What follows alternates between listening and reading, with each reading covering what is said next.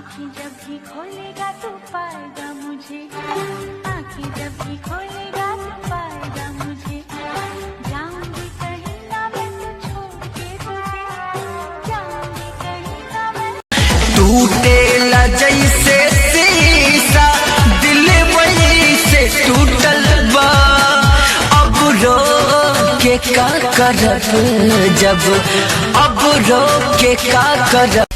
अगर हमसे पंगा लोगे तो साल 2024 नहीं देख पाओगे।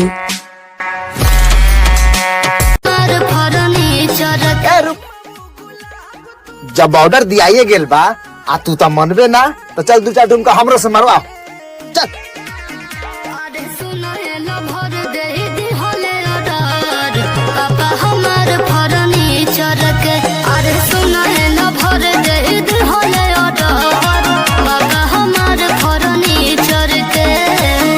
हाय आईफोन वाला आजो जाके बियाह कर, बियाह के मजा लेबू दूसरा से आईफोन चलेबू हमर, तोरी मैया के पहिया पूजी।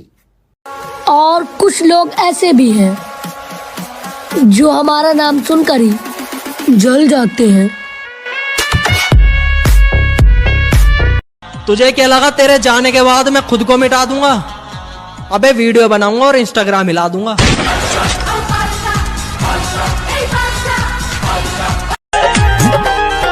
अपने ही हाथ से दे दो जोहर, खा के सनम मर जाइब हो। अपने मंजिल दूर है लेकिन अब हार नहीं मानेंगे। आज यहाँ तक पहुँच गए हैं, कल यहाँ तक पहुँचना है इंशाअल्लाह।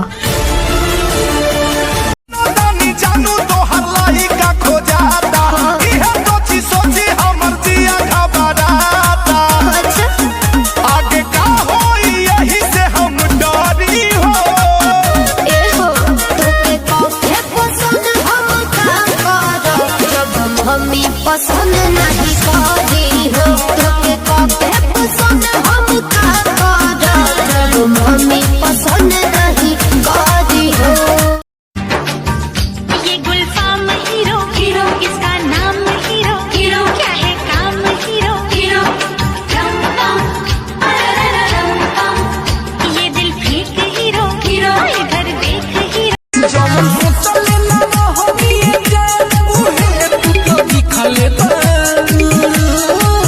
दिल तुरे की तोरी काहे जान बोलो ना कहाँ सिखल बड़ी दिल तुरे के। अरे बेतिया और मोतिहारी दोनों जिला भाई भाई हो, करे जा तो के जिला के कोनो लड़का टांग ले जाई, काहे के जिला के हर एक लड़का तबाही हो, बुझाइल।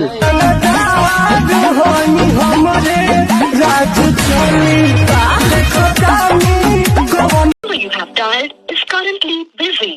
Please try later. Way phone तेरा लगदा नहीं का तो लगदा नहीं डूब। तुम्हें सबसे ज्यादा क्या अच्छा लगता है? रमजान का महीना। يا من صليت بكل الأنبياء